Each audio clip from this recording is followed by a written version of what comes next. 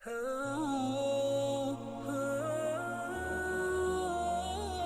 بار حضرت صلی اللہ علیہ وسلم لوگوں میں بیٹھے ہوئے ان سے باتیں کر رہے تھے۔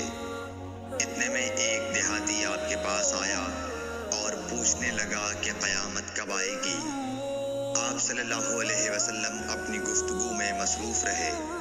بعض لوگ جو مجلس میں تھے کہنے لگے، آپ صلی اللہ علیہ وسلم نے دیہاتی کی بات سنی لیکن پسند نہیں کی، اور بعض کہنے لگے کہ نہیں، بلکہ آپ نے اس کی بات سنی ہی نہیں۔ جب آپ اپنی باتیں پوری کر چکے تو میں سمجھتا ہوں کہ آپ صلی اللہ علیہ وسلم نے یوں فرمایا، وہ قیامت کے بارے میں پوچھنے والا کہاں گیا؟ اس دیہاتی نے کہا، حضور میں موجود ہوں۔